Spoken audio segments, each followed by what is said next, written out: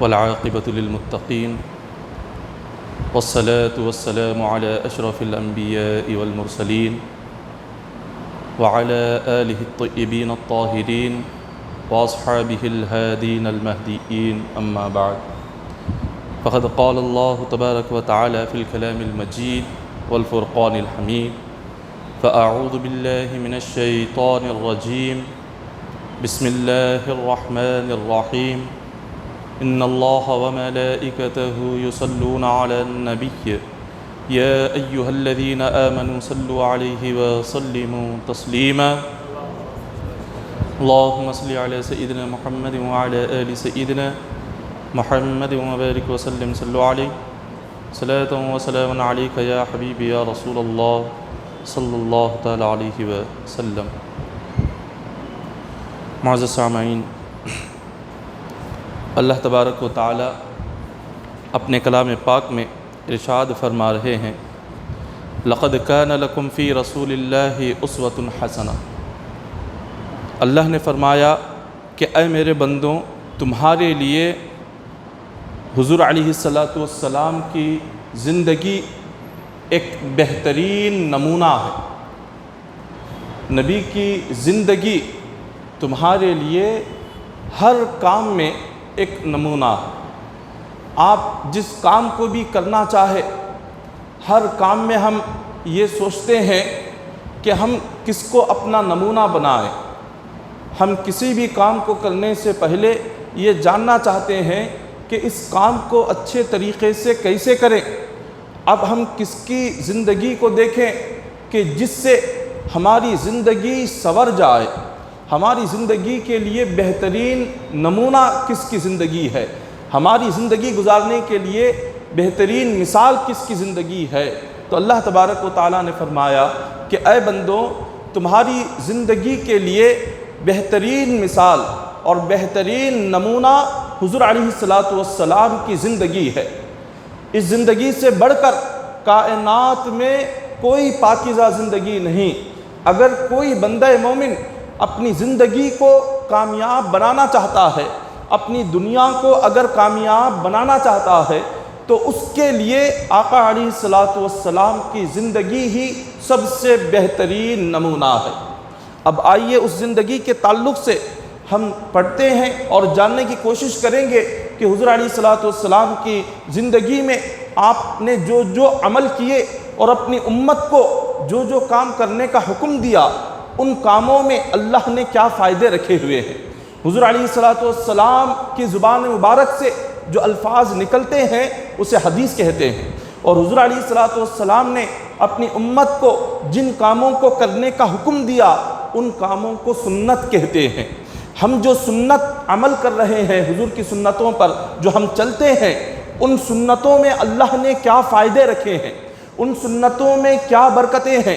سنت پر عمل کرنے سے بندے کی آخرت تو سنورتی ہی ہے، اس کی آخرت میں اس کو ثواب تو ملتا ہی ہے، مگر اس سنت پر عمل کرنے سے دنیا میں بھی بندے کو کیا اس کا فائدہ ہے، دنیا میں بھی اس سنت پر عمل کرنے سے بندے کو اللہ تعالیٰ کیا نعمتیں عطا فرماتا ہے۔ آج اسی کے متعلق ہم بیان کریں گے۔ حضور علیہ السلام کی جو مبارک زندگی ہے، اس زندگی کے متعلق یہ ایک اپنے تو اپنے بلکہ کافر بھی حضور کی زندگی کی تعریف کرتے ہیں۔ جو مشرک ہیں، جن کا اسلام سے تعلق نہیں ہے، وہ بھی آقا علیہ السلام کی مبارک زندگی کو پڑھ کر وہ بھی یہ کہنے پر مجبور ہو جاتے ہیں کہ ایسی پاکیزہ زندگی روئے زمین پر کسی دوسرے کی نہیں ہے۔ ایک اسکالر ہے یورپ کا انگریز، ایک بہت بڑا سائنسدار جس کا نام ڈاکٹر موریس بوکائلی ہے، اس نے جب قرآن کا مطالعہ کیا، قرآن پڑھا، حدیث پڑھا، تو اس نے کہا کہ اللہ اور اس کے رسول نے قرآن اور حدیث میں اتنی چیزیں بیان کی ہیں کہ جتنا سارا سائنس دنیا میں آج ہے وہ سب کچھ اللہ نے قرآن اور حدیث میں بیان فرما دیا ہے۔ جتنا سائنس ساری دنیا میں آج چل رہا ہے، اور پھر قیامت تک جتنا سائنس آئے گا اور جتنی دنیا ترقی کرے گی، تو یہ یورپ کا ایک انگریز ہے، سائنسدان ہے، ڈاکٹر موریس بوکائلی ہے، اس نے کہا کہ اللہ نے وہ سارا قیامت تک کا سائنس قرآن اور حدیث میں بیان فرما دیا۔ تو اللہ نے قرآن میں اور حضور نے حدیثوں میں اتنی تمام چیزوں کو ذکر فرمایا ہے۔ اور ایک آگے بیان کیا جاتا ہے کہ آج ہم اپنی جو طریقہ ہے، اسلامی طریقہ ہے، ہم اس طریقے کو چھوڑتے ہیں اور ہم غیروں کا طریقہ اپنانے کی کوشش کر رہے ہیں۔ آج اکثر مسلمان حضور علیہ السلام کی سنت پر عمل کرنے سے زیادہ وہ کافروں کے طریقے پر عمل کرنے کو فخر سمجھتے ہیں، انگریزوں کے طریقے پر عمل کرنے کو فخر سمجھتے ہیں۔ آج ہمارا لباس، ہماری چال ڈھال، ہمارا رہن سہن، ہمارا کھانا پینا اسلامی طریقے پر نہیں ہے، بلکہ انگریزوں کے طریقے پر ہے، کفار کے طریقے پر ہے، مشرکین کے طریقے پر ہے۔ ان انگریزوں کی طرح زندگی گزارنے پر ہم فخر محسوس کرتے ہیں۔ آئیے آج انہی انگریزوں کی زبانی سنتے ہیں کہ وہ اسلام کو کس نظر سے دیکھتے ہیں۔ ایک خاتون جو کہ پہلے وہ کافر اور مشرکہ تھی، انگریز تھی، اس نے جب اسلامی تعلیمات کو دیکھا اور اسلامی تعلیمات کو اس نے جب پڑھا تو اس نے اپنا مذہب اور اپنا دین چھوڑ کر وہ مسلمان بن گئی۔ جب وہ مسلمان بنی، اسلام میں داخل ہوئی، اسلام میں آنے کے بعد اس خاتون نے مسلمانوں کو دیکھا، اس نے دیکھا کہ اس نے جس مذہب کو اس نے چھوڑا، اس نے جو طریقہ انگریزوں کا چھوڑا، اس نے اسلام لانے کے بعد مسلمانوں کو دیکھا کہ مسلمان اسی انگریزوں کے طریقے پر چل رہے ہیں۔ اس نے دیکھا کہ اس نے جس انگریزی تہذیب کو ٹھوکر ماری، جس انگریزی چال ڈھال کو اس نے ٹھوکر ماری اور اسلامی طریقہ اپنی جسم میں لے کر آ گئی، اپنی زندگی میں لے کر آ گئی، اپنا رہن سہن اسلامی بنا لیا، اپنا طور طریقہ اسلامی بنا لیا، اپنا کھانا پینا اسلامی طریقے سے کرنے لگی، اور اس نے دیکھا کہ یہ مسلمان جو اپنا طریقہ چھوڑ کر انگریزوں کی طرح کھانے پینے کو فخر کر رہے ہیں، انگریزوں کی طرح یہ پہننے اوڑھنے کو فخر کر رہے ہیں، انگریزوں کی طرح رہن سہن کو یہ فخر کر رہے ہیں، تو اس نے کہا کہ اے مسلمانوں، یہ تم کیا کر رہے ہو؟ میں نے جس طریقے کو ٹھوکر مار کر آئی ہو، تم اسی طریقے پر عمل کر رہے ہو۔ اس انگریز خاتون نے کہا اگر یہ انگریزی تہذیب اور انگریزی کلچر اور انگریزی طور طریقہ اور انگریزی تہذیب، انگریزوں کی زندگی اگر اتنی اچھی ہوتی تو میں اس کو کیوں چھوڑتی، میں اس طریقے کو کیوں ٹھوکر مارتی؟ جب میں نے اتنا سارا سب کچھ چھوڑا اور میں جس دین کے لیے آئی ہوں، جس اسلام میں آئی ہوں، جس دین کو پڑھ کر میں اس پر عمل کر رہی ہوں، تم پہ کیا ہو گیا ہے؟ تمہاری زندگی کیوں ایسی ہو گئی ہے؟ تم اس اسلام کو چھوڑ کر کہاں جا رہے ہو؟ اس دین کو چھوڑ کر کہاں جا رہے ہو؟ ہم تو اپنی تمام چیزیں دنیا ہم اپنی چھوڑ کر ہم اسلام کے دامن میں آ رہے ہیں، قرآن پر عمل کرنا چاہتے ہیں، حدیث کو پڑھنا چاہتے ہیں، اور تم تو مسلمان گھرانے میں ہی پیدا ہوئے ہو، تمہارا تو سارا خاندان مسلمان ہے، تمہارے والدین مسلمان ہے، اور تم ایک اسلامی ماحول میں رہتے ہوئے تم اپنے اسلامی طریقے کو چھوڑ کر ان انگریزوں کا طریقہ تم کیوں اپناتے ہو؟ اس خاتون نے دیکھ کر تعجب کیا کہ آج مسلمان کیا ہے اپنی تہذیب کو، اپنے کلچر کو اور اپنے اخلاق کو، اپنے دین پر عمل کرنے کو آج اس انسان اور مسلمان یہ ایک فخر محسوس نہیں کرتا، بلکہ اس کو چھوڑنے کو فخر محسوس کرتا ہے۔ اور اسی طرح سے ایک اور شخص، ایک عالم دین جہاز سے سفر کرتے ہوئے یہ جا رہے تھے، انہوں نے دیکھا کہ ان کے برابر والی سیٹ پر اسی جہاز میں ایک جرمن کا ایک سائنسدان بیٹھا ہوا تھا جس کا نام روڈلف ہے۔ جب اس نے ایک عالم دین کے بازو میں بیٹھا، اس عالم دین کو اچانک سے چھینک آ گئی، انہوں نے چھینکا اور چھینکتے ہی انہوں نے الحمدللہ کہا۔ جب اس شخص نے جو بازو میں بیٹھا ہوا تھا سائنسدان، اس نے پوچھا کہ آپ نے الحمدللہ کیوں کہا، اس کی وجہ کیا ہے؟ تو اس عالم دین نے کہا کہ ہمارے نبی نے فرمایا کہ جب کبھی تمہیں چھینک آئے تو چھینکنے کے بعد تم الحمدللہ کہو۔ ہم اپنے نبی کے فرمان پر، سنت پر عمل کرتے ہوئے ہم یہ کہہ رہے ہیں۔ تو اس سائنسدان نے پوچھا کہ یہ چھینک جب آتی ہے تم الحمدللہ جو کہتے ہو، اس کا مطلب کیا ہے؟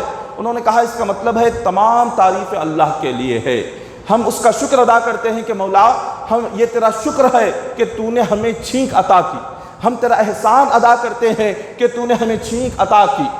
تو جب اس سائنسدان نے اس بات کو سنا تو اس نے جہاز سے اتر کر جب اپنے گھر وہ پہنچا تو اس نے اس پر تحقیق شروع کر دی۔ اس نے تحقیق شروع کی کہ آخر یہ چھینک آتی کیوں ہے اور اس چھینک کے آنے پر مسلمان اللہ کا شکر کیوں ادا کرتے ہیں۔ کوئی بھی انسان اللہ کا شکر کب ادا کرے گا؟ جب کوئی اللہ کی نعمت اسے مل جائے۔ تو سائنسدان نے سوچا کہ اللہ کی کون سی نعمت اس بندے کو ملی ہے، اللہ نے اسے وہ کون سی نعمت عطا کی کہ جس پر اس نے الحمدللہ کہا۔ چھینک آئی، چھینک یہ کون سی نعمت ہے؟ تو اس نے اس چھینک پر تحقیق شروع کی، اس نے چھینک پر ریسرچ شروع کی کہ یہ آتی کیوں ہے اور کب آتی ہے، اور جسم میں کیا چیزیں ہونے سے انسان کو چھینک آتی ہے۔ جب اس سائنسدان نے اپنی تحقیق شروع کی تو تحقیق کرتے کرتے وہ اس نتیجے پر پہنچا کہ جب کبھی انسان کے دل میں جو خون گردش کرتا ہے، انسان کے سارے جسم سے خون گردش کرتے اس کے دل تک پہنچتا ہے۔ جب خون انسان کے دل تک پہنچتا ہے تو دل انسان کے خون کو صاف کر کے دوبارہ سے سارے جسم میں وہ چھوڑ دیتا ہے۔ تو یہ انسان کے خون کا اور دل کا آپس میں یہ تعلق رہتا ہے کہ سارا خون گردش ہوتے رہتا ہے، اور اس خون کو یہ دل صاف کر کے سارے جسم کو بھیجتا رہتا ہے۔ لیکن اچانک سے خون میں کچھ کچرا آ جاتا ہے، خون کچھ گندا ہو جاتا ہے۔ جب وہ گندا خون انسان کے جسم میں گردش کرتے کرتے جب اس کے دل تک پہنچتا ہے تو تھوڑی دیر کے لیے، ایک لمحے کے لیے اس کچرے والے خون کی وجہ سے انسان کی سانس رک جاتی ہے۔ یہاں ایک لمحے کے لیے سانس جب رک جاتی ہے تو اللہ تبارک و تعالیٰ چھینک کو بھیجتا ہے۔ جب بندہ چھینک لے کر جب چھینک سے سارے جسم میں جھٹکا ہوتا ہے، اس جھٹکے سے وہ کچرے والا خون باہر نکل جاتا ہے اور دوبارہ سے دل کی دھڑکن تیز ہو جاتی ہے اور خون صاف ہو جاتا ہے۔ یہ اتنا اللہ تبارک و تعالیٰ نے خون کا یہ نظام رکھا ہوا ہے، اور دل کا اللہ نے یہ طریقہ رکھا ہوا ہے۔ اور 1400 سال پہلے حضور نے ہم سے فرمایا تھا جب تمہیں چھینک آ جائے تم اللہ کا شکر ادا کرو۔ ہمیں یہ بات تو سمجھ نہیں آئی کہ ہم اللہ کا شکر کیوں ادا کریں، اس میں اللہ تعالیٰ نے ہمارے لیے کیا نعمت رکھی ہے۔ مگر ایک کافر، ایک انگریز، ایک مشرک نے جب اس پر تحقیق کی، تحقیق کرنے کے بعد وہ اس نتیجے پر پہنچا کہ خون جو انسان کا جو کچرے والا خون ہوتا ہے، جو انسان کی چھینک کے جھٹکے سے وہ فوراً سے وہ ختم ہو جاتا ہے، اور ایک لمحہ جو انسان کی دل کی دھڑکن جو رک جاتی ہے، اگر وہ چھینک نہ آئے اور اس کچرے والے خون کی وجہ سے اگر دل کی دھڑکن رک جائے تو انسان اسی وقت میں مر جاتا ہے۔ وہ چھینک کیا کرتی ہے؟ انسان کو دوبارہ زندگی دیتی ہے۔ تو جب اللہ تبارک و تعالیٰ چھینک کے ذریعے سے ہمیں دوبارہ سے زندگی عطا کر رہا ہے، ہم اس کے شکریے میں اللہ سے کہتے ہیں کہ الحمدللہ کہ مولا تو نے جو دوبارہ نئی زندگی عطا کی، ہم تیرا شکریہ ادا کرتے ہیں۔ یہ احسان ہے۔ یہ چھینک حضور نے جو ایک سنت بتائی تھی، اس سنت کے اندر اللہ نے کتنے راز چھپائے ہوئے ہیں۔ صرف یہ ایک ہی نہیں ہے بلکہ آقا علیہ الصلوۃ والسلام نے ہم سے ارشاد فرمایا، حضور علیہ الصلوۃ والسلام نے فرمایا کھانے سے پہلے ہاتھ دھو لیا کرو۔ یہ ایک سنت عمل ہے، مگر ہمیں نظر آتا ہے کہ یہ کیا ہے؟ یہ تو ایک عام سی بات ہے، یہ تو ایک چھوٹی سی بات ہے۔ کھانے سے پہلے کیا ہاتھ دھونا اتنا ضروری ہے؟ کیا اس کے بغیر اگر ہم کھا لیں تو کیا ہوگا؟ اگر آپ ہاتھ دھوئے بغیر اگر کھاتے ہیں تو جان جانے کا ڈر ہے، انسان کی جان بھی جا سکتی ہے۔ جس طرح کے ایک واقعہ پیش آیا کہ ایک شخص جو کہ ٹرک چلاتا تھا، اس نے اپنا ٹرک ایک مقام پر رکایا کھانے کے لیے۔ جب وہ ٹرک سے نیچے اترا، اس نے دیکھا کہ اس کے جو ٹائر کی ہوا صحیح ہے یا نہیں ہے۔ اس نے دیکھا اور ٹائر کی ہوا چیک کر لی، اور جا کر اس نے کھانے کے لیے ایک مقام پر وہ بیٹھ گیا، ایک ہوٹل میں بیٹھ گیا۔ یہاں سے اس نے کھا لیا، کھا کر جیسے ہی اس کا کھانا ختم ہوا فوراً اس کی موت وہاں واقع ہو گئی۔ لوگوں نے دیکھا کہ شاید یہاں کے کھانے میں کچھ فرق ہو سکتا ہے جس کی وجہ سے اس بندے کا انتقال ہو گیا۔ تو وہاں وہ ایک شخص کھا نہیں رہا تھا بلکہ کئی سارے لوگ کھا رہے تھے، مگر کسی کی صحت پر اثر نہیں ہوا، کسی کی زندگی پر اثر نہیں ہوا۔ اسی شخص کی زندگی پر اثر کیوں ہوا؟ جب اس کو لے جایا گیا ڈاکٹروں کے پاس، جب اس پر تحقیق کی گئی تو پتا چلا کہ اس نے جیسے اپنے ٹرک سے نیچے یہ اترا اور اس نے اپنے ہاتھوں سے ٹائروں کو چھوا ہوا تھا، تو یہ جس راستے سے آیا تھا اس کے ٹائروں نے ایک زہریلے سانپ کو کچلا ہوا تھا۔ تو وہ جو زہر تھا اس کے ٹیروں کو لگا ہوا تھا وہ اس کے ہاتھوں پر لگ گیا، اور اس نے بغیر ہاتھ دھوئے جیسے ہی اس نے کھا لیا وہ زہر اس کے پیٹ میں داخل ہو کر اس کی انتڑیوں کو کاٹ دیا، اور اسی وقت اس کا انتقال ہو گیا۔ ڈاکٹروں نے اس کی موت کے بعد پوسٹ مارٹم کر کے کہا اگر یہ شخص ہاتھ دھو کر سنت رسول پر عمل کر کے اگر کھا لیتا تو اس کا انتقال نہیں ہوتا، یہ مرتا نہیں۔ حضور علیہ السلام کی جو سنت مبارکہ ہے، جو چھوٹی سی سنتیں ہیں، یہ ان سنتوں پر اگر ہم صحیح طریقے سے عمل نہ کریں تو زندگی کیا سے کیا ہو جاتی ہے، عمل نہ کرنے پر بندے کی زندگی کا کیا حال ہوتا ہے، اور اس سنت پر عمل کرنے سے اللہ اس زندگی کو کیا مقام عطا فرماتا ہے۔ اسی طرح ایک اور آقا علیہ السلام نے حدیث پاک میں ارشاد فرمایا، حضور نے فرمایا کہ دودھ اور مچھلی ایک ساتھ مت کھایا کرو، مچھلی کھا لو تو مچھلی کے بعد دودھ نہ پیا کرو، اگر دودھ پی لو تو مچھلی مت کھایا کرو۔ یہ حضور علیہ السلام نے حدیث پاک میں ارشاد فرمایا ہے۔ ایک ڈاکٹر جو کہ جس کا نام البرٹ ہے، ڈاکٹر البرٹ نے اپنی کتاب میں اس نے لکھا کہ تمام غذاؤں کے فائدے اور اس کا طریقہ، جب تک کسی غذا کو آپ کھاتے ہیں صحیح طریقے سے اس کو کب کھانا ہے، کیسے کھانا ہے، جب تک اس کے صحیح طریقے سے اس کو نہ کھائیں تو اس کا فائدہ آپ کو نصیب نہیں ہوتا۔ کسی بھی غذا کا فائدہ اسی وقت میں نصیب ہوتا ہے کہ جب اس کو صحیح طریقے سے ہم استعمال کریں۔ ڈاکٹر البرٹ کہتا ہے کہ حضور علیہ السلام نے جو ارشاد فرمایا کہ دودھ اور مچھلی کو ایک ساتھ مت کھاؤ، اب اس کی وجہ کیا ہے؟ تو وہ سائنسدان کہتا ہے اپنی تحقیق میں کہ جب کوئی شخص دودھ اور مچھلی ایک ساتھ کھا لیتا ہے تو اس کے جسم کی جو جلد ہے وہ جلد کا رنگ بدل جاتا ہے، جسم کی رنگت بدل جاتی ہے۔ پھر ہوتا کیا ہے کہ کچھ حصہ جسم کا، اس کے چمڑے کا کچھ حصہ یہ سفید ہو جاتا ہے، جسم کا کچھ حصہ سفید اور کچھ حصہ کالا رہ جاتا ہے، اور اس کو کوڑ کی بیماری آ جاتی ہے اور اس کے جسم پر سفید داغ آ جاتے ہیں۔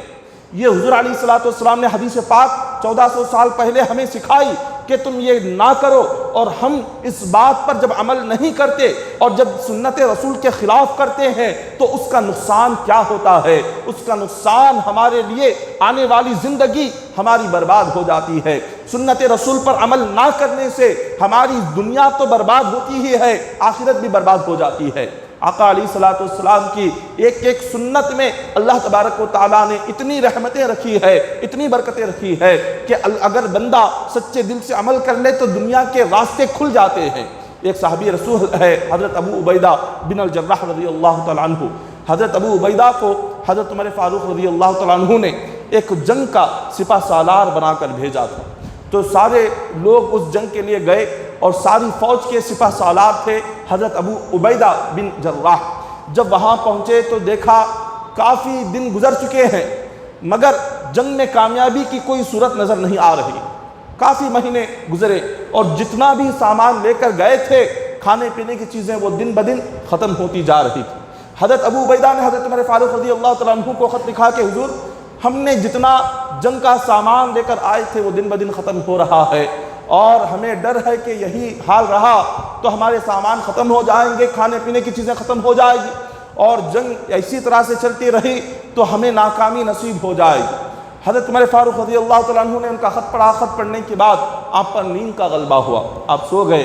آپ نے خواب میں دیکھا کہ حضور علیہ السلام مسواک فرما رہے ہیں، تو جیسی آنکھ کھلی حضرت عمر فاروق رضی اللہ تعالیٰ عنہ نے حضرت ابو عبیدہ کو خط لکھا اور کہا کہ مجھے ایسے لگتا ہے کہ ساری فوج نے حضور کی سنت مسواک کو چھوڑ دیا ہے، اسی لیے کامیابی کے راستے ہمارے بند ہو گئے۔ ساری فوج میں اعلان کر دو کہ سارے لوگ ابھی اسی وقت مسواک کرنا شروع کر دیں۔ جیسے حضرت عمر فاروق رضی اللہ تعالیٰ عنہ کا پیغام حضرت ابو عبیدہ کو ملا، ابو عبیدہ نے سارے لشکر میں اعلان کر دیا کہ آپ تمام کے تمام لوگ فوراً مسواک کرنا شروع کر دو۔ حضرت ابو عبیدہ کے حکم پر سارے لشکر نے، ساری فوج نے مسواک کرنا شروع کیا، اور یہاں پر ملک روم جو تھا، ملک روم کے جو یہود و نصارہ تھے، کفار و مشرکین تھے، وہ لوگ قلعے کی دیوار کے پیچھے سے وہ چڑھ کر دیکھنا چاہتے تھے کہ دیکھیں مسلمان کیا کر رہے ہیں۔ جب انہوں نے قلعے کی دیوار پر سے دیکھا کہ صحابہ اکرام درخت کی چند جڑیں لے کر، درخت کی ڈالیاں لے کر اپنے دانتوں کو صاف کر رہے ہیں، مسواک کر رہے ہیں، ان لوگوں کو یہ عجیب و غریب معاملہ نظر آیا۔ انہوں نے اس سے پہلے کسی کو اس طرح سے دانت صاف کرتے ہوئے نہیں دیکھا۔ اس ساری قوم نے، ملک روم کے لوگوں نے کہا کہ ہمیں ایسے لگتا ہے یہ لوگ اپنے دانتوں سے ہمیں چیرنے کے لیے اپنے دانتوں کو تیز کر رہے ہیں۔ انہوں نے آپس میں کہا اگر اپنی جان کی سلامتی چاہتے ہو خلا چھوڑ دو اور فوراً یہاں سے بھاگ جاؤ، ورنہ اگر مسلمانوں کے ہاتھ لگ گئے یہ اپنے دانتوں کو اس لیے تیز کر رہے ہیں تاکہ ہمیں دانتوں سے کاٹ کھائیں، ہمیں فوراً یہاں سے جان بچا کر بھاگنا چاہیے۔ انہوں نے جب مسواک کرتے ہوئے صحابہ کو دیکھا ان کے دلوں میں اتنا ڈر پیدا ہوا، اتنا خوف پیدا ہوا کہ وہ اپنا خلا چھوڑ کر بھاگ گئے، اور بغیر جنگ کے اللہ نے ملک روم پر صحابہ اکرام کو کامیابی عطا فرما دی۔ ملک روم فتح کر لیا گیا۔ وہ کس وجہ سے فتح ہوا؟ سنت رسول پر عمل کرنے کی برکت سے اللہ نے کامیابی عطا فرمائی۔ صحابہ اکرام حضور علیہ السلام کی ایک ایک سنت کو ایک دوسرے سے جان کر، دوسروں سے پوچھ کر عمل کرتے تھے۔ ابو بکر صدیق رضی اللہ تعالیٰ عنہ نے ایک مرتبہ اپنی بیٹی عائشہ صدیقہ رضی اللہ تعالیٰ عنہ سے فرمایا کہ بیٹا میں نے آقا علیہ السلام کی جتنی سنتوں کو میں جانتا ہوں میں نے اتنی سنتوں پر تو عمل کر لیا، اور جو سنتیں مجھے پتہ نہیں ہے وہ کوئی سنت اگر ایسی ہو جس پر میں عمل نہیں کر سکتا تو مجھے بتاؤ، میں اس سنت پر عمل کرنا چاہتا ہوں۔ تو اتنا سننا تھا، حضرت عائشہ صدیقہ رضی اللہ تعالیٰ عنہ نے ارشاد فرمایا کہ ابا حضور میں نے آپ سے بڑھ کر حضور کی سنت پر عمل کرتے ہوئے کسی دوسرے شخص کو نہیں دیکھا، لیکن ایک سنت ایسی ہے کہ جس پر آپ کا عمل نہیں ہو رہا ہے۔ حضرت صدیق اکبر رضی اللہ تعالیٰ عنہ بے چین ہو گئے اور فرمایا کہ بیٹا بتاؤ وہ کون سی سنت ہے کہ جس پر میرا عمل نہیں ہو رہا ہے؟ تو حضرت عائشہ صدیقہ رضی اللہ تعالیٰ عنہ ارشاد فرماتی ہیں کہ ابا حضور میں نے دیکھا کہ حضور علیہ السلام ہفتے میں ایک مرتبہ مجھے فرنی بنانے کا حکم دیتے تھے، اور جب میں فرنی بنا کر حضور کے ہاتھ میں دے دیتی، آقا علیہ السلام اس فرنی کو لے کر اس ایک راستے سے نکل جاتے تھے، پتہ نہیں وہ راستہ کہاں جاتا تھا۔ تھوڑی دیر کے بعد جب حضور واپس مکان آتے تو وہ جو فرنی تھی وہ بالکل کٹورا خالی رہتا تھا۔ اب حضور علیہ السلام اس فرنی کو لے کر کہاں جاتے تھے اور اس کا کیا کرتے تھے مجھے اس بات کی خبر نہیں ہے۔ یہ ایک سنت آپ سے چھوٹ رہی ہے، بس اتنا سننا تھا۔ حضرت ابو بکر صدیق رضی اللہ تعالیٰ عنہ نے ارشاد فرمایا کہ بیٹا جس طرح تم حضور کے لیے فرنی بنایا کرتی تھی میرے لیے بھی اسی طرح کی فرنی بناؤ، تاکہ میں اس کو لے کر یہاں سے اسی راستے سے نکل جاؤں اور میں بھی سنت پر عمل کروں۔ حضرت عائشہ صدیقہ رضی اللہ تعالیٰ عنہ نے اپنے والد کے لیے آپ نے فرنی تیار کر دی اور اپنے والد کے ہاتھ میں دے دیا، کہا کہ ابا حضور آپ اس کو لے لیں اور یہ جو راستہ آگے سے جاتا ہے اس راستے پر چل جائیں، اسی پر جا کر آپ کو سنت پر عمل کیسے کرنا ہے، اس فرنی کا کیا کرنا ہے آپ کو خود بخود پتہ چل جائے گا۔ حضرت ابو بکر صدیق رضی اللہ تعالیٰ عنہ وہ فرنی اپنے ہاتھ میں لے لیتے ہیں اور سیدھے آپ اس راستے سے نکل جاتے ہیں۔ چلتے چلتے کافی میل آپ نے طے کر دیا، راستہ ختم ہو گیا، شہر ختم ہو گیا، شہر سے باہر آپ پہنچ گئے، مگر اس فرنی کا کیا کرنا ہے، سنت پر عمل کیسے کرنا ہے آپ کو طریقہ ہی معلوم نہیں رہا۔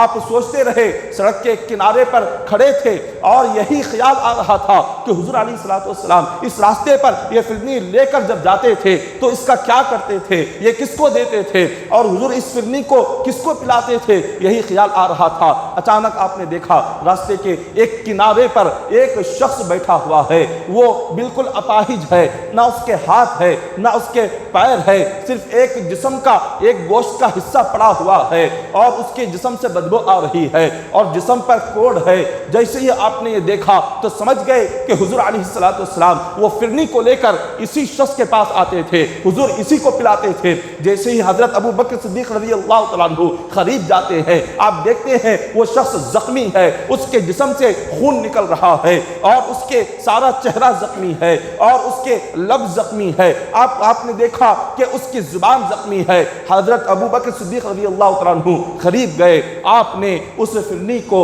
اپنے انگلیوں میں لے لیا اور انگلیوں میں لے کر آپ اس کے پاس جا کر فرماتے ہیں کیا میرے نبی یہاں پر آ کر تجھے یہی پلایا کرتے تھے۔ اس نے کہا بالکل آپ نے سچ کہا ہے، حضور علیہ السلام جب بھی موقع ملتا ایک ہفتے میں ایک مرتبہ یا 2 مرتبہ حضور یہاں آتے اور آ کر مجھے یہاں پر فرنی پلا کر حضور جایا کرتے تھے، میری بھوک کا خیال حضور رکھا کرتے تھے۔ ارے اللہ نے جس نبی کو تاجدار کائنات بنایا، سارے انبیاء میں سب سے بلند مقام جس نبی کو عطا فرمایا، جس نبی کو اللہ نے جنت کے خزانے عطا فرما دیے، جس نبی کو اللہ نے زمین اور آسمان کے خزانے عطا فرما دیے، جس نبی کا اللہ نے مقام و مرتبہ اتنا بلند فرما دیا کہ کائنات میں کسی کا مقام اتنا بلند اللہ نے نہیں کیا، اس نبی کے اخلاق کو دیکھیے، اس نبی کی عاجزی دیکھیے، اس نبی کے انکساری دیکھیے کہ ایک شخص ہے جس کے جسم سے بدبو آ رہی ہے، جو زخمی ہے، جو سر سے پیر تک زخموں سے چور پڑا ہوا ہے اور اس کے نہ ہاتھ ہے نہ پیر ہے، اپاہج ہے۔ آقا علیہ السلام نے اس کے قریب جانے سے ایک لمحے کے لیے حضور کو ناپسندیدگی نہیں ہوئی، ایک لمحے کے لیے حضور نے نہیں سوچا اس کے قریب میں کیسے جاؤں، اور یہ تو شخص اس کے جسم سے بدبو آ رہی ہے، نہ غسل کیا ہوا ہے، یہ بیمار ہے، اس کے جسم پر زخم ہے، میں اس کے جسم کو ہاتھ کیوں لگاؤں، میں اس کو کھلاؤں کیوں؟ کبھی یہ حضور کے ذہن میں خیال نہیں آیا۔ آقا علیہ السلام نے اس کی بھوک کو مٹانے کے لیے، اس کی پیاس کو مٹانے کے لیے، اس کی مدد کے لیے ایک لمحہ بھی حضور نے نہیں سوچا، حضور فوراً آگے بڑھ گئے۔ یہ آقا علیہ السلام کا طریقہ تھا، یہ حضور کی سنت تھی۔ ابو بکر صدیق رضی اللہ تعالیٰ عنہ نے دیکھا، آپ سمجھ گئے کہ حضور کی سنت پر عمل کرنا ہو، آخرت میں کامیابی حاصل کرنا ہو، دنیا میں کامیابی حاصل کرنا ہو، اگر میں اس کی بدبو کو دیکھوں گا تو مجھے کامیابی نہیں مل سکے گی، اگر میں اس کے جسم کو دیکھوں گا مجھے کامیابی نہیں مل سکے گی، اگر میں اس کے جسم سے آنے والی اس بو کو سونگھوں گا تو میں ہرگز کامیاب نہیں ہوں گا، مجھے حضور کی سنت پر عمل کرنا ہے۔ بس اتنا آپ نے سوچا اور فوراً آپ آگے بڑھے اور آپ نے اپنی انگلیوں سے فرنی لے لیا اور اس اپاہج شخص کو پلانے لگے۔ جب آپ نے اس کو فرنی پلانا چاہا، آپ کی انگلیاں اس کے لبوں پر لگی اور وہ چیخ اٹھا۔ حضرت صدیق اکبر نے پوچھا کہ اے اللہ کے بندے، کیا مجھ سے کوئی گستاخی ہو گئی یا مجھ سے کوئی گناہ ہو گیا یا میں نے تجھے کوئی تکلیف پہنچائی؟ اس نے کہا کہ ہاں۔ اس نے کہا کہ ابو بکر، تمہاری جو 2 انگلیاں میرے ہونٹوں کو لگی ہے، میرے ہونٹ بھی زخمی ہے اور میرے ہونٹوں کو بھی یہ اتنا زخم اور خون بہ رہا ہے کہ اگر تم اپنی انگلیاں بھی لگاتے ہو تو فوراً میرے ہونٹوں کی تکلیف سے میں چیخ اٹھتا ہوں۔ تو صدیق اکبر نے پوچھا تو بتا میرے نبی تجھے کیسے پلاتے تھے؟ اس اپاہج شخص نے کہا حضور علیہ السلام کو میری تکلیف معلوم تھی تو اسی لیے حضور اپنے انگلیوں سے مجھے فرنی نہیں پلایا کرتے تھے، بلکہ آقا علیہ السلام اپنی مبارک زبان پر فرنی رکھ کر اپنی زبان میری زبان پر رکھ دیا کرتے تھے۔ اس طرح سے کر کے حضور مجھے ساری فرنی پلایا کرتے تھے۔ حضور علیہ السلام کا طریقہ تو دیکھیے، حضور علیہ السلام اپنی زبان مبارک سے اس شخص کو فرنی پلا رہے ہیں۔ وہ کون ہے؟ نہ آپ کا رشتہ دار ہے، وہ کون ہے؟ نہ حضور علیہ السلام کے قبیلے والا ہے، نہ حضور کے خاندان والا ہے، نہ حضور کے پڑوس ہے، پھر آخر ہے کون؟ بس ایک مجبور ہے، لاچار ہے، بے بس ہے، مصطفیٰ کا امتی ہے۔ حضور علیہ السلام نے اس کی بھوک اور پیاس کو دور کرنے کے لیے آقا علیہ السلام اپنی زبان سے فرنی رکھ کر حضور اس کو پلایا کرتے تھے۔ 1-2 مرتبہ نہیں بلکہ آقا علیہ السلام اس کا پیٹ بھرنے تک حضور اپنی زبان سے اس کو فرنی پلایا کرتے تھے۔ پیٹ جب تک نہیں بھرتا تھا حضور تب تک اس کو پلایا کرتے تھے۔ یہ سنت پر عمل ہوتا ہے۔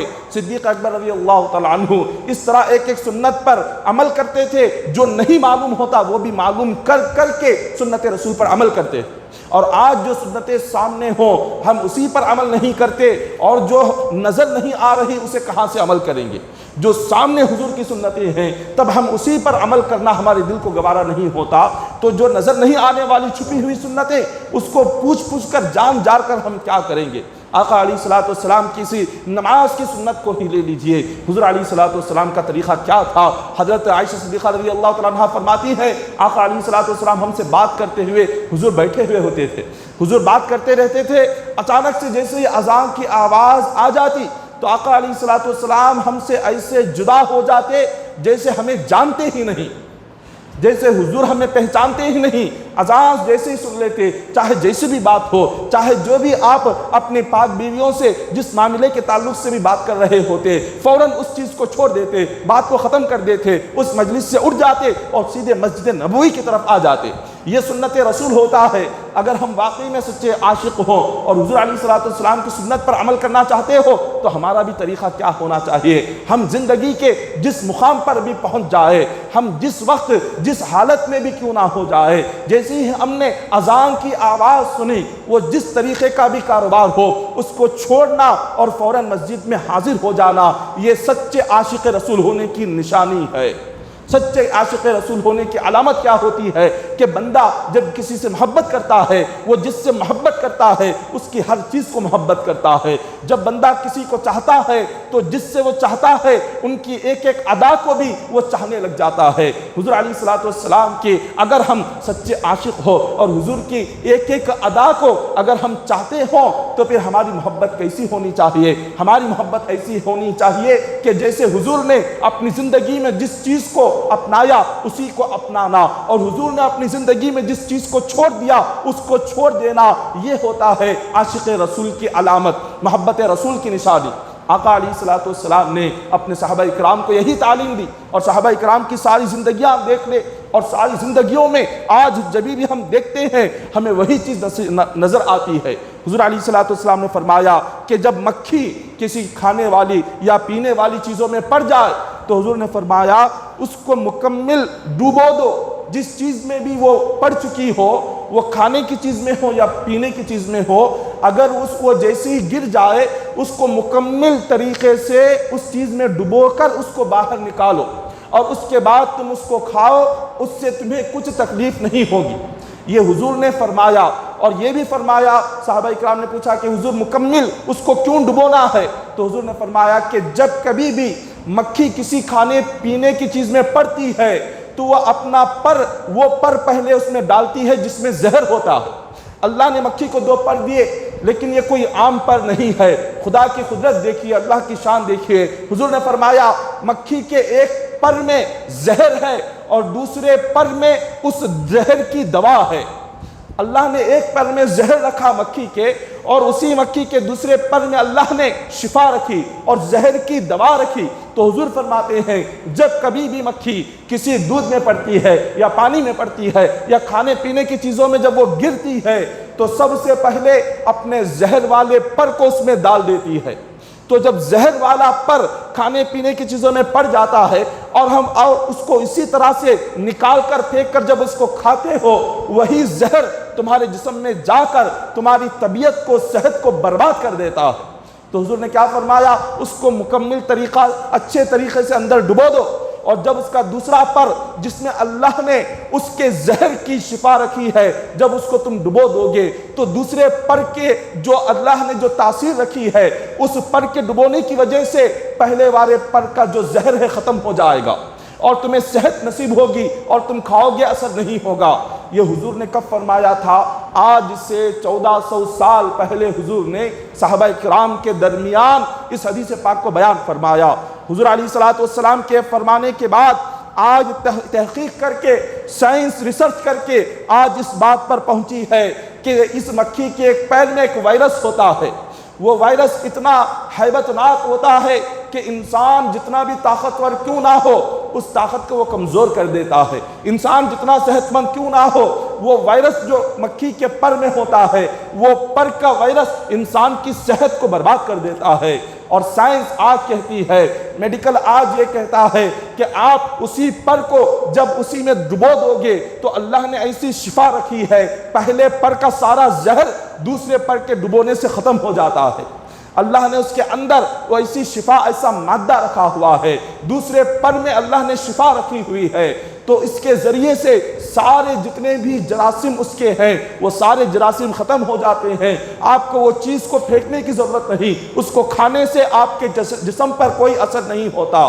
یہ حضور نے جو 1400 سال پہلے کہا تھا، آج میڈیکل سائنس اسی بات کو آج کہتی ہے۔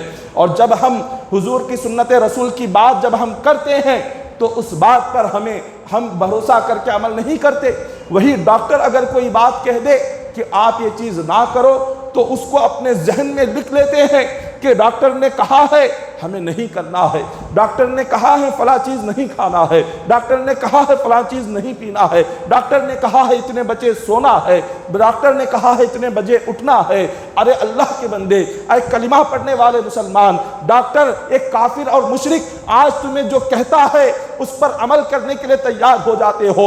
جس نبی کا کلمہ تم پڑھتے ہو، وہ مصطفیٰ جب تمہیں کہتے ہیں کہ رات میں جلد سو اور صبح فجر میں اٹھ جاؤ، تو اس وقت میں تم اٹھتے نہیں ہو۔ اگر ڈاکٹر نے کہا تمہیں شوگر کم کرنا ہے تو فجر میں اٹھ کر تھوڑا سا گھومو، تھوڑا سا پھرو، اس ڈاکٹر کی بات پر عمل کر کے فجر میں اٹھ جاتے ہیں، چلنے لگتے ہیں، گھومنے لگتے ہیں، پھرنے لگتے ہیں، حضور کی سنت پر عمل نہیں کرتے۔ ڈاکٹر نے کہا کم کھاؤ تو فوراً ہم نے کھانا کم کر دیا۔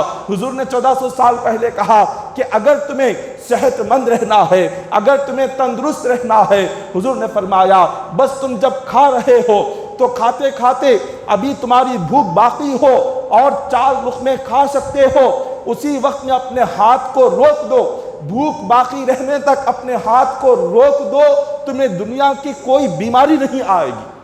حضور علیہ السلام کا یہ فرمان ہے۔ آج یہ آقا علیہ السلام کی مبارک باتیں کہ جس کو آج ہم پڑھتے ہیں لیکن آج ہم سن کر اس پر عمل کرنے کو توجہ نہیں دیتے، اور ہم ڈاکٹروں کی باتوں کو بڑا توجہ دیتے ہیں۔ حضور علیہ السلام کے اسی سنت پر عمل کرتے ہوئے ایک دیہات تھا، ایک قریہ تھا، اس قریے میں ایک ڈاکٹر گئے اور انہوں نے دیکھا کہ کئی مہینے ہو گئے کوئی مریض، کوئی بیمار ان کے پاس آ نہیں رہا ہے۔ اس ڈاکٹر نے دیکھا کہ یہاں اتنے دن سے میں یہاں پر رہ رہا ہوں، نہ کوئی بیمار آتا ہے نہ کوئی مریض آتا ہے۔ وہ پریشان ہوئے اور انہوں نے ارادہ کیا کہ یہاں سے واپس چلا جاؤ، اس لیے کہ جب کوئی آ نہیں رہا ہے تو میرا علم یہاں استعمال نہیں ہوگا اور میری پریکٹس ادھوری رہ جائے۔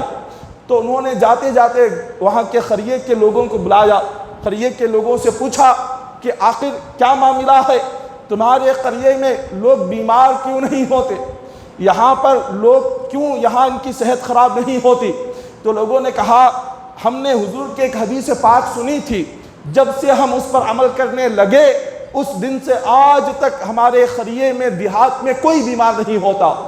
ان سے پوچھا گیا کہ حضور کی وہ حدیث کیا ہے بتاؤ، تو انہوں نے کہا آقا علیہ السلام نے ارشاد فرمایا جب تم کھانے کے لیے بیٹھو ابھی تمہاری بھوک باقی رہے، بھوک باقی رہنے تک تم اپنے کھانے کو روک دو، مکمل پیٹ بھرنے تک کھانا مت کھاؤ۔ حضور علیہ السلام نے جب یہ حدیث پاک سنائی، جب سے ہم نے اس کو سنا ہمارے ذہنوں میں نقش کر لیا، اور اس دن سے آج تک کبھی ہم پیٹ بھر کر نہیں کھاتے۔ اسی کا نتیجہ یہ ہے نہ کبھی بیمار پڑتے ہیں، نہ کبھی تھکتے ہیں، نہ کبھی کوئی بلڈ پریشر ہوتا ہے، نہ کبھی شوگر آتا ہے، نہ کبھی ہارٹ آتا ہے، اور نہ کبھی ہمیں کسی چیز کی شکایت ہوتی ہے۔ آج یہی معاملہ ہے، آج انسان جو بیمار ہو رہا ہے، جو مر رہا ہے، وہ حد سے بڑھ کر کھانے کی وجہ سے مر رہا ہے۔ پہلے ایک حال تھا، پہلے تندرستی کا زمانہ تھا، اور پہلے اتنی تندرستی تھی کہ لوگ بھوک اور پیاس کی وجہ سے مرتے تھے، تنگی کی وجہ سے مرتے تھے، رزق کی کمی کی وجہ سے مرتے تھے۔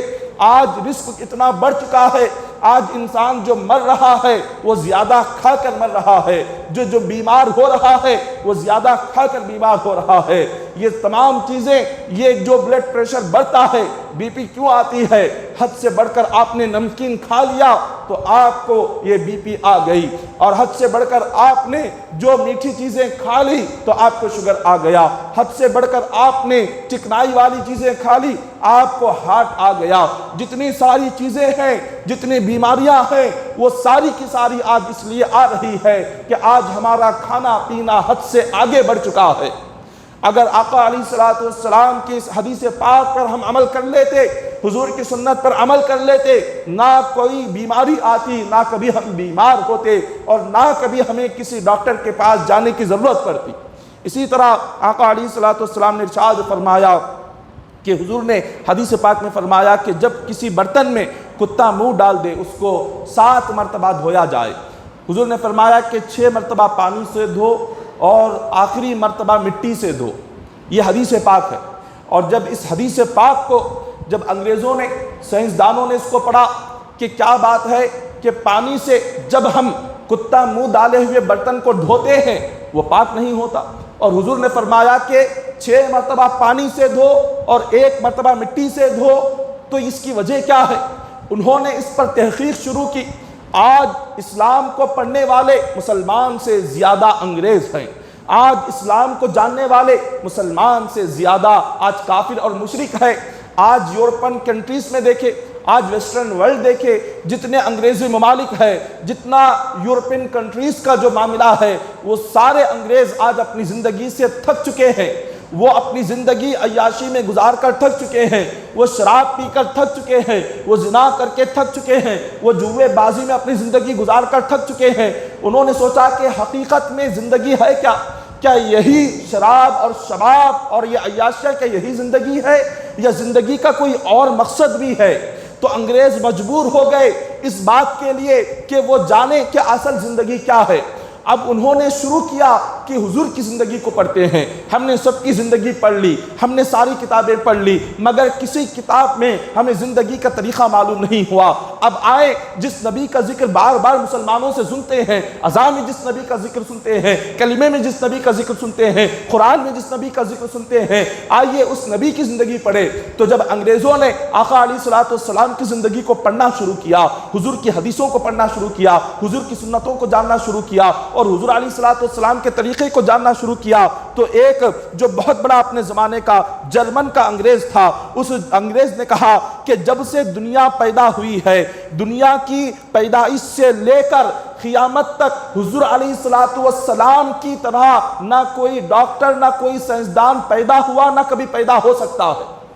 یہ کہنے والا کوئی مسلمان نہیں، کوئی نمازی نہیں، کوئی روزدار نہیں، کوئی قرآن حدیث پڑھنے والا نہیں، یہ کہنے والا شخص انگریز ہے، عیسائی ہے، مشرک ہے، کافر ہے۔ لیکن جب حضور کی زندگی کو پڑھتا ہے تو کہنے لگتا ہے کہ ایسی زندگی، حضور علیہ الصلوۃ والسلام صرف ہمیں نماز روزہ سکھانے کے لیے نہیں آئے، حضور علیہ الصلوۃ والسلام صرف دین کی باتیں سکھانے کے لیے نہیں آئے۔ آقا علیہ الصلوۃ والسلام نے جہاں ہمیں نماز سکھائی، روزہ سکھایا، حضور نے وہیں ہمیں اپنی صحت کا خیال رکھنے کا طریقہ بھی سکھایا، حضور نے وہی ہمیں اپنی زندگی گزارنے کا طریقہ بھی سکھایا، حضور نے وہی ہمیں اپنے کاروبار کا طریقہ بھی سکھایا۔ ہم کیا کرتے ہیں؟ حضور علیہ الصلوۃ والسلام کی باتوں کو، قرآن حدیث کی باتوں کو نماز روزے کی حد تک رکھ دیتے ہیں، اور جب دنیا کی بات آتی ہے تو دنیاوی معاملات میں نہ حدیث کی بات سنتے ہیں نہ حضور کی سنت کی بات سنتے ہیں۔ جب دنیاوی بات آتی ہے تو پھر دنیا داروں کی بات سنتے ہیں، جب کاروبار کی بات آتی ہے، جب بزنس کی بات آتی ہے تو حضور کی حدیث پر عمل نہیں کرتے،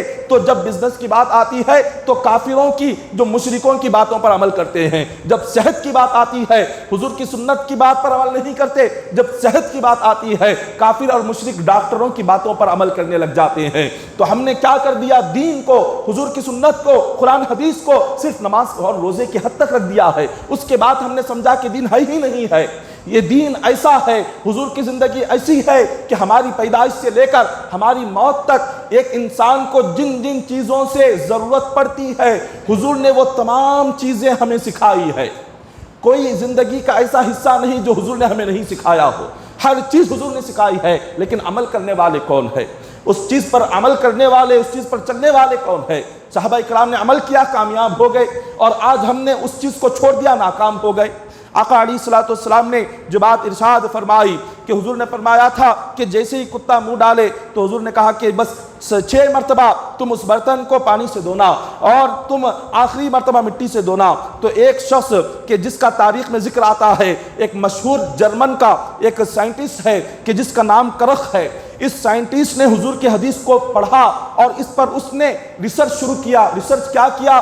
کتا جس برتن میں منہ ڈالا اس برتن کو اس نے لے لیا اور اس نے 6 مرتبہ دھونے کے بعد اس برتن کو لیبارٹری ٹیسٹ اس نے کرائی، لیبارٹری میں بھیجا ٹیسٹ کے لیے۔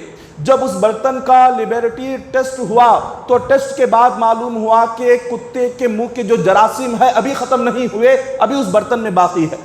تو اس نے دیکھا کہ 7 مرتبہ پانی سے دھوا، پھر بھی وہ جو جراثیم جو کتے کے منہ کے نکلے ہوئے تھے وہ اس برتن سے ختم نہیں ہوئے۔ اس نے دیکھا کہ اتنی مرتبہ پانی سے دھونے کے بعد ختم نہیں ہوئے، اب چلو حضور کی سنت کے مطابق حضور نے فرمایا کہ تم مٹی سے دھو لو۔ اس نے مٹی اٹھائی اور مٹی سے اس نے اس کو دھویا، دھونے کے بعد پھر لیبارٹری میں بھیجا اور اس کا ٹیسٹ کرایا۔ برتن کا ٹیسٹ کرنے کے بعد دیکھا کہ اس برتن میں ایک جراثیم بھی موجود نہیں تھا۔ ایک جراثیم بھی اس کے اندر موجود نہیں تھا۔ پھر اس نے تحقیق کی کہ کتے کے منہ سے جو جراثیم نکلتے ہیں وہ جراثیم کیسے ختم ہوتے ہیں، تو اس تحقیق سے پتا چلا کہ اللہ تبارک و تعالیٰ نے مٹی میں ایسی طاقت رکھی ہے کہ کتے کے منہ سے نکلنے والے جراثیم کو اگر کوئی چیز ختم کر سکتی ہے تو وہ صرف زمین کی مٹی ختم کر سکتی ہے۔ سائنس آج تحقیق کر کے اس بات کو کہتی ہے، لیکن حضور نے 1400 سال پہلے ہمیں یہ بات بتا دی تھی، ہمیں بتا دی، لیکن آج ہمیں اس باتوں پر، سنت پر آج ہمیں اہمیت معلوم نہیں، آج ہمیں ان نصیحتوں کی باتوں کی اہمیت آج ہمیں معلوم نہیں، مگر غیر لوگ ہیں، غیروں کو آج حضور کی سنتوں پر آج اتنا یقین ہے کہ وہ آج اپنا ہر ریسرچ جو بھی آج سائنس ترقی کرتی ہے حضور کی سنتوں کو دیکھ کر کرتی ہے، حضور کی حدیثوں کو پڑھ کر آج یہ سائنس ترقی کر رہی ہے، قرآن کو پڑھ کر آج سائنس ترقی کر رہی ہے۔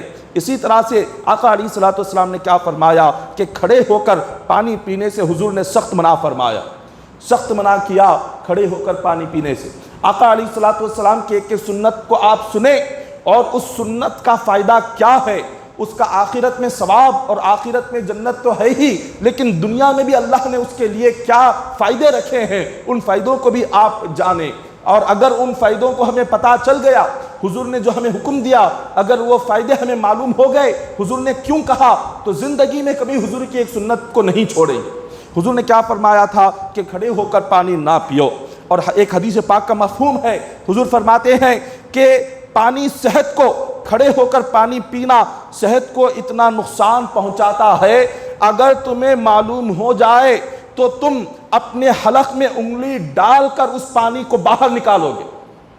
اگر پتہ چل جائے کہ کھڑے ہو کر پانی پینے سے صحت کو کیا نقصان ہوتا ہے تو حضور نے فرمایا کہ تم اپنی انگلی حلق میں ڈال کر اس کھڑے ہو کر پینے والے پانی کو باہر نکالو گے۔ اتنا صحت کو نقصان پہنچاتا ہے کھڑے ہو کر پینا پانی، لیکن آج ہم کھڑے ہو کر اتنی تیزی سے پانی پیتے ہیں کہ جس کی کوئی انتہا نہیں۔ حضور نے پانی پینے کے تعلق سے جو سنت ہمیں بیان کی ہے، اگر اس کے پیچھے لاجک کیا ہے اور اس کے پیچھے ریزن کیا ہے، اس کی وجہ کیا ہے اور یہ کیوں حضور نے فرمایا، اگر یہ پتہ چل جائے تو ہم زندگی میں کبھی کھڑے ہو کر پانی نہیں پیئیں گے۔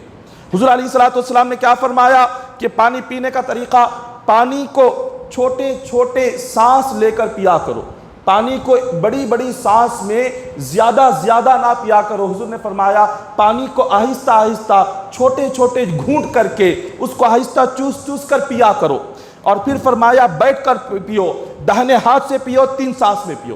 یہ پانی پینے کا طریقہ ہے، سنت ہے۔ اب ہر سنت کے پیچھے ایک لاجک ہے، ہر سنت کے پیچھے ایک ریزن ہے، ہر سنت کے پیچھے ایک وجہ ہے، ہر سنت کے پیچھے ایک فائدہ ہے۔ اور سب سے پہلے حضور نے کیا فرمایا کہ پانی کو چھوٹے چھوٹے سانس میں اور چوس کر پیو۔ یہ کیوں فرمایا اس کی وجہ آپ سنیں۔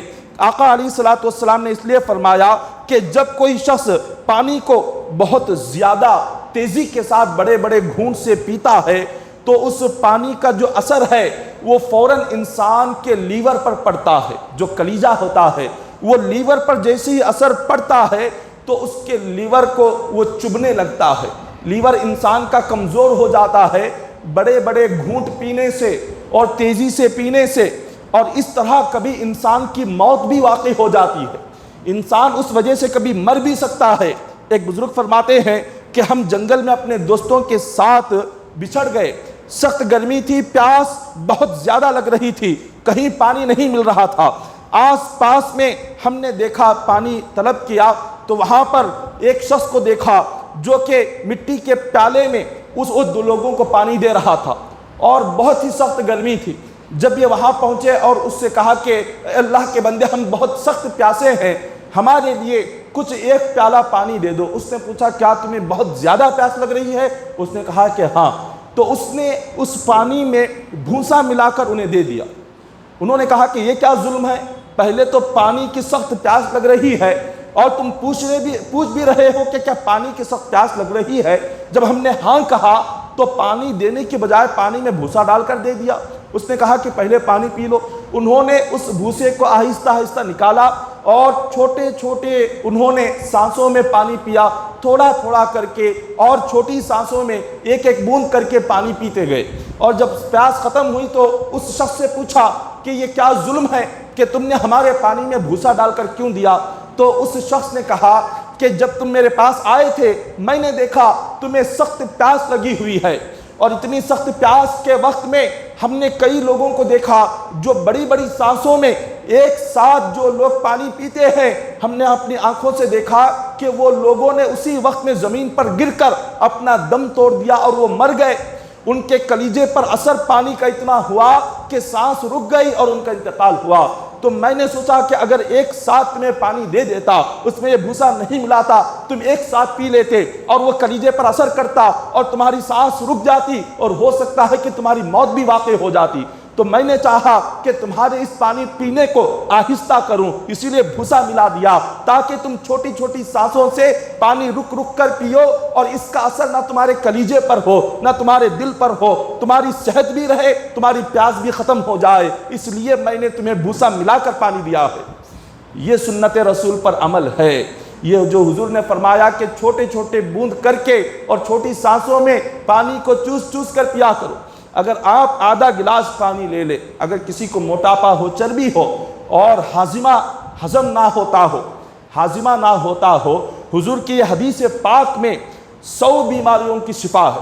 بس اس پر عمل کر لے، آپ کا ہاضمہ سب کچھ صحیح ہو جائے گا۔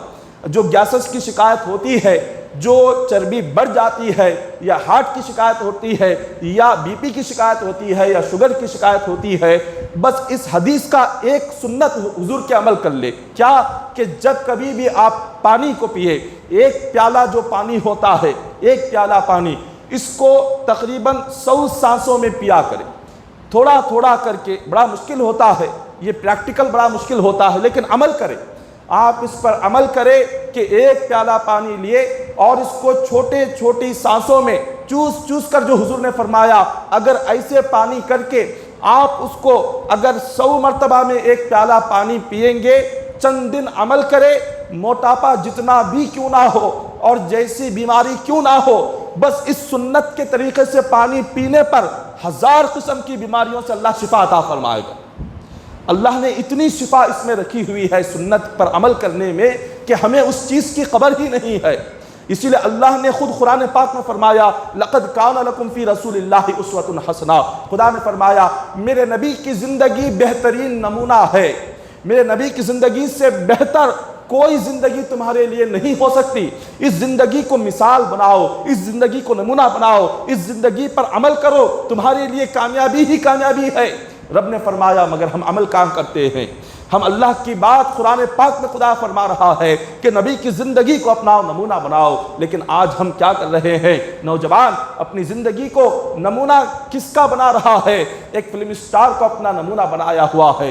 وہ جیسے بال رکھتا ہے، آج مسلمان اسی کافر اور مشرک کی طرح وہ بھی اپنے بال رکھ رہا ہے۔ وہ جیسے لباس پہنتا ہے، آج مسلمان اسی کافر اور مشرک کی طرح اپنا لباس پہن رہا ہے۔ وہ جیسے بات کرتا ہے، آج مسلمان اسی طرح بات کر رہا ہے۔ وہ جس طرح سے زیور ہاتھوں میں پہن رہا ہے، وہ گانے والے اور وہ ناچنے والے جو حرام ہے شریعت میں، شریعت ان پر لعنت بھیجتی ہے، اللہ رسول کی لعنت ان پر برستی ہے۔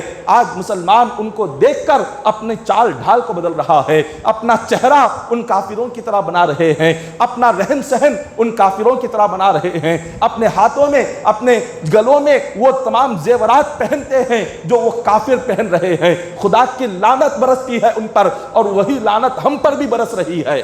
اللہ اکبر۔ رب نے جس نبی کی زندگی کو نمونہ بنانے کے لیے کہا، آج اس نبی کی زندگی کو نمونہ بنانے والا مسلمان نہیں، کلمہ پڑھتا ہے اسی نبی کا، لیکن خبر میں جانے کے بعد اسی نبی کا سوال کیا جائے گا، مگر اس نبی کی زندگی کو اپنانے کے لیے کوئی تیار نہیں۔ حضور کا پہننا کیا تھا، حضور کیا پہنتے تھے، حضور کیا کھاتے تھے، حضور کیسے سوتے تھے، حضور کیسے پیتے تھے، حضور علیہ الصلوۃ والسلام کیسے چلتے پھرتے تھے، حضور کے ہاتھوں میں کیا انگوٹی ہوتی تھی، حضور علیہ الصلوۃ والسلام کا امامہ کیسا ہوتا تھا، حضور کی باتیں کیسی ہوتی تھی، یہ کوئی جاننے والا نہیں، اس پر کوئی عمل کرنے والا نہیں۔ جبکہ قرآن کہہ رہا ہے، اللہ کہتا کہتا ہے اس نبی کی زندگی پر چلو، لیکن آج ہم کیا کر رہے ہیں؟ ان کافروں کی، ان مشرکوں کی، ان ناچنے گانے والوں کی، ان فلم اسٹاروں کی زندگی پر عمل کر رہے ہیں۔ نعوذ باللہ من ذالک۔ یہ کیسی زندگی ہے اور یہ کیسا طریقہ ہے جس پر ہم عمل کر رہے ہیں؟ جس رب نے پیدا کیا، جس رب نے سانسیں دی، جس نبی نے ہمیں اللہ کی پہچان کرائی، جس نبی کے صدقے میں ہمیں قرآن ملا، جس نبی کے صدقے میں ہمیں خدا ملا، جس نبی کے صدقے میں اللہ نے ساری کائنات کو پیدا کیا، آج اس نبی کی سیرت پر عمل کرنے کو تیار نہیں ہے، آج اس نبی کی زندگی پر چلنے کو تیار نہیں ہے، آج اس نبی کی سنت کو اپنانے کو تیار نہیں ہے۔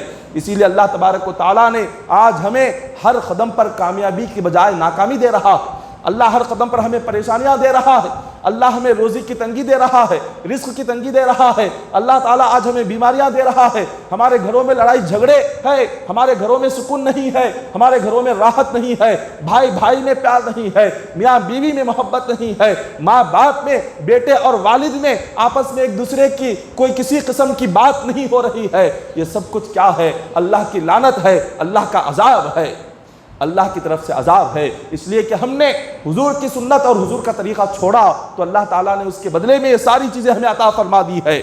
اسی طرح آقا علیہ السلام کی زندگی کو دیکھیے، حضرت عبداللہ ابن مسعود فرماتے ہیں ایک مرتبہ حضور کی خدمت میں حاضر ہوئے، حضور کو دیکھا آپ ٹوٹی ہوئی چٹائی پر حضور آرام فرما رہے ہیں، چٹائی پھٹی ہوئی ہے، زمین پر جو پڑی ہے، حضور علیہ السلام کے جسم مبارک پر حضور نے جیسے ہی دیکھا کہ عبداللہ ابن مسعود آئے ہیں، حضور علیہ السلام بیٹھ گئے تو حضور کے مبارک جسم پر چٹائی کے نشان تھے۔ حضرت عبداللہ ابن مسعود رضی اللہ تعالیٰ عنہ نے دیکھا، آنکھوں میں آنسو آ گئے۔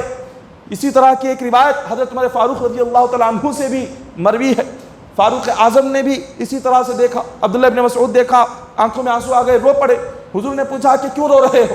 تو اس صحابی رسول نے کہا کہ حضور یہ جو کافر اور مشرک ہیں، یہ لوگ بادشاہ بنے ہوئے ہیں، ان کے پاس کیا نرم بستر ہے، مخملی بستر ہے، لیکن آپ ساری کائنات کے بادشاہ ہو کر اللہ نے آپ کے صدقے میں تو دنیا بنائی، آپ کے صدقے میں تو ساری کائنات اللہ نے پیدا کی، لیکن آپ ایک پھٹی ہوئی چٹائی پر آرام کر رہے ہیں، اور اس چٹائی پر کوئی بستر بھی نہیں ہے، اس چٹائی پر کوئی چادر بھی نہیں ہے، تو آپ کی یہ حالت دیکھ کر ہمیں آنسو بہ رہے ہیں، رونا آ رہا ہے۔ حضور علیہ السلام نے صحابی سے فرمایا میری زندگی کو دیکھ کر مت رو، میری زندگی کو دیکھ کر آنسو مت بہاؤ، بلکہ حضور نے فرمایا اللہ تبارک و تعالیٰ نے مجھ پر دنیا کو پیش کیا، خدا نے فرمایا کہ اے میرے نبی آپ کو بادشاہوں کی طرح زندگی عطا کی جائے گی، اگر آپ کہیں تو آپ کو بادشاہوں کی طرح زندگی عطا کروں گا، اگر آپ کہیں تو آپ کے پیچھے یہ جتنے مکہ کے پہاڑ ہے سونے کے بن کر آپ کے پیچھے چلیں گے، اب جہاں جائیں گے سونے کے پہاڑ آئیں گے۔ مگر حضور فرماتے ہیں میں نے اللہ سے دعا کی کہ مولا مجھے بادشاہوں والی زندگی عطا مت فرما۔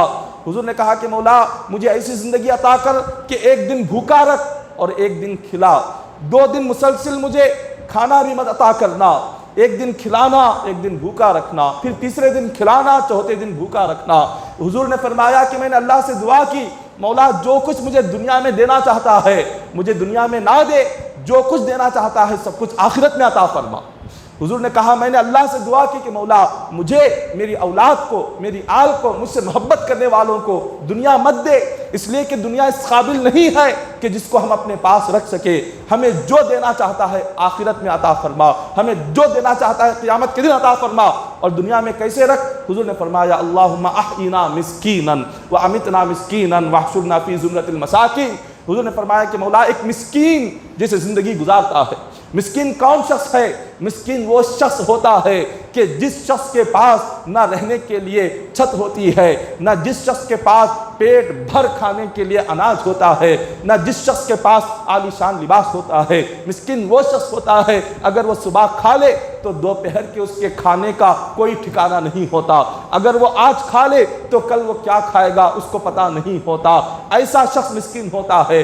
حضور نے دعا کی کہ مولا مجھے مسکینوں کی زندگی عطا کر، جب تک زندہ رہوں مسکین بنا کر زندہ رکھ، اگر جب موت بھی عطا کرے تو مسکینوں کی طرح مجھے موت عطا کر، جب قیامت کے دن میں اٹھوں تو حضور نے فرمایا مجھے قیامت کے دن مسکینوں کے ساتھ قبر سے اٹھا کر رکھ۔ یہ حضور کی دعا تھی، یہ سادگی والی زندگی۔ آج ہماری زندگیوں میں یہ سادگی کیوں نہیں ہے؟ آج ہمارے زندگیوں میں مخملی بستر ہے، آج ہم نیچے سونا پسند نہیں کرتے، مگر جس نبی نے اپنی ساری زندگی ایک پھٹی ہوئی چٹائی پر سو کر گزار دی، آج اس نبی کے امتی ہونے کا دعویٰ کرتے ہیں، مگر اس نبی کی سنت پر عمل کہاں پر ہے؟ اس نبی کی سنت پر کیوں عمل نہیں ہے؟ اور آقا علیہ السلام کی زندگی پر حضور نے جو سادگی والی زندگی گزاری، اس زندگی کا تو آخرت میں اللہ ہمیں ثواب تو عطا کرے گا، مگر دنیاوی فائدہ کیا ہے؟ آج سائنس، میڈیکل سائنس ترقی کر کر یہ بات کہتی ہے، کئی سارے ڈاکٹرز اور سائنسدان یورپ کے، انگریزوں کے آج اس بات کو کہتے ہیں کہ انسان، صحت مند انسان جب نرم بستر پر سوتا ہے تو اس سے اس کے جسم کے جو اعضاء ہے وہ کمزور پڑ جاتے ہیں۔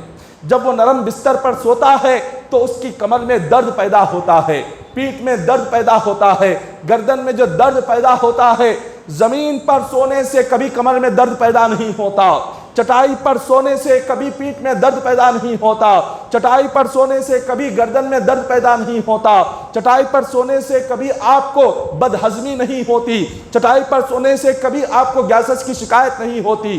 یہ جو تمام بیماریاں جو آتی ہے، آج میڈیکل سائنس کہتی ہے، ڈاکٹرز اور سائنسدان کہتے ہیں، جب انسان دن ساری تھک جاتا ہے اور آ کر اپنے نرم نازک بستر پر سوتا ہے تو ایک ہی کروٹ میں اسے نیند آ جاتی ہے۔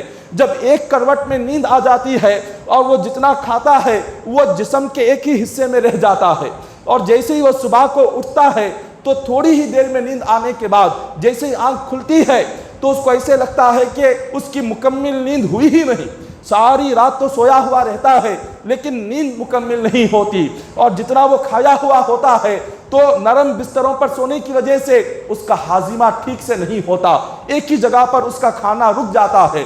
جب صبح ہوتا ہے، جو صبح ہونے کے بعد جب اس کا کھانا جب ہضم نہیں ہوا تو یہاں سے گیسز کی شکایت شروع ہو جاتی ہے، اور اس کے بعد اس کی کمر نرم بستر پر سونے سے کمزور پڑ جاتی ہے، کمر میں درد آ جاتا ہے۔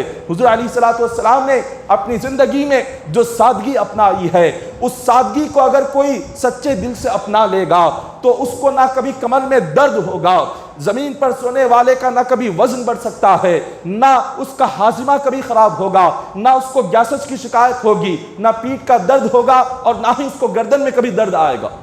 یہ سب کچھ کیا ہے؟ ہم نے سنت کو چھوڑ دیا، سنت رسول پر عمل کرنا چھوڑ دیا، اور ہم اپنی زندگی بالکل ہائی فائی گزارنے لگ گئے۔ آج مسلمان سادگی میں زندگی گزارنے کو اپنے لیے بے عزتی سمجھتا ہے، نیچے سونے کو مسلمان بے عزتی سمجھتا ہے، سادہ لباس پہننے کو بے عزتی سمجھتا ہے، سنت رسول پر عمل کرنے کو سمجھتا ہے کہ میں لوگوں کی نظروں سے نیچے گر جاؤں گا، انگریزوں کے طریقے پر چلنے کو اپنے لیے فخر سمجھتا ہے، عزت کی بات سمجھتا ہے، انگریزوں کی طرح چال ڈھال، انگریزوں کی طرح کپڑے، انگریزوں کی طرح لباس، انگریزوں کی طرح چہرہ، انگریزوں کی طرح بال، انگریزوں کی طرح رہن سہن، بات چیت، یہ سارا سب کچھ آج ہم ویسٹرن کلچر کو اپناتے ہیں، انگریزی تہذیب کو اپناتے ہیں اور اسی کو فخر سمجھتے ہیں۔ آج سارا انگریز کلچر جو یورپین کنٹریز ہے، یہ سب کچھ اپنی تہذیب سے بیزار ہو کر وہ سارے کے سارے اسلام لے کر آ رہے ہیں۔ آج روئے زمین پر آج کی تاریخ میں جتنا اسلام یورپ میں پھیل رہا ہے، جتنا اسلام امریکہ، لندن اور نیو یارک میں پھیل رہا ہے، اتنا کسی دوسرے ملک میں نہیں پھیل رہا۔ وہ لوگ اپنا طریقہ چھوڑ کر اسلام میں آ رہے ہیں اور ہم اسلام کو چھوڑ کر ان کے طریقے کے پیچھے بھاگ رہے ہیں۔ سنت کی اہمیت کو سمجھے کہ سنت کیا ہے، سنت کی اہمیت کو جانے کہ اس پر عمل کرنے میں اللہ نے کتنے راز چھپائے ہیں، اس کے فائدے کیا ہیں۔ ہم مسلمان ہو کر اپنے نبی کی زندگی پر ہی عمل نہیں کرے تو پھر کس کی زندگی پر عمل کریں گے؟ جس نبی کا کلمہ پڑھتے ہیں صبح شام اذان میں، جس نبی کا نام سنتے ہیں، جس نبی کی شان میں ہم قصیدے پڑھتے ہیں، جس نبی کی شان میں ہم میلاد مناتے ہیں، ارے اسی نبی کے طریقے کی زندگی پر نہیں چلیں گے تو کس کے طریقے کی زندگی پر چلیں گے؟ پھر کون سا طریقہ اللہ عطا کرے؟ اس سے بہتر خدا قرآن میں کہہ رہا ہے اس نبی کی زندگی سے بہتر کوئی زندگی نہیں ہے، اور پھر بھی عمل نہیں ہوتا۔ تو محترم سامعین اکرام، ایسے تو موضوع اور کئی ساری باتیں ہیں۔ انشاءاللہ اتوار کے دن بعد مغرب کے قرآن پاک کی جو تفسیر ہوگی، بعد مغرب کے اور اسی عنوان پر اور بات کی جائے گی انشاءاللہ۔ آپ جو ادھورا عنوان اور موضوع رہ گیا ہے، اتوار کے دن بعد مغرب کے آپ اس بیان میں شامل رہے انشاءاللہ۔ بعد مغرب کے یہی اور جو رہ گیا ہے بیان، وہ بیان کیا جائے گا۔ دعا ہے کہ اللہ تعالی ہم تمام کو کہنے سننے سے بڑھ کر عمل کرنے کی توفیق عطا فرمائے۔ اللہ تعالی ہم تمام کو سچا مسلمان بنائے۔ اللہ تبارک و تعالی ہم تمام کو حضور علیہ الصلوۃ والسلام کی ایک ایک سنت پر عمل کرنے کی توفیق عطا فرمائے، اور ہم تمام کو اللہ تبارک و تعالی حضور علیہ الصلوۃ والسلام کی سیرت اور سادہ زندگی کو اپنانے کی توفیق عطا فرمائے۔ الہ العالمین ہم تمام کو مولا 5 وقتہ نماز کا پابند بنا دے۔ الہ العالمین ہم تمام کو مولا ہر طریقے سے دین پر چلنے کی توفیق عطا فرما۔ الہ العالمین ہم تمام کو موت کے وقت کلمہ طیبہ نصیب فرما، ہماری قبر کو کامیاب بنا دے، قبر کے سوالات آسان فرما دے، مولا ہماری قبر کو جنت کا باغ بنا دے۔ الہ العالمین قرآن پاک ہر دن پڑھنے کی توفیق عطا فرما، قرآن پر ہر دن عمل کرنے کی توفیق عطا فرما۔ ان اللہ و ملائکتہ یصلون علی النبی ایھا الذین آمنوا صلوا علیہ وسلموا تسلیما، اللهم صل علی سیدنا محمد وعلی آل سیدنا محمد وبارک وسلم، صلوا علیہ صلاۃ و سلام علیک یا حبیبی یا رسول اللہ صلی اللہ علیہ وسلم۔ سبحان ربک رب العزۃ عما یصفون وسلام علی المرسلین والحمد للہ رب العالمین۔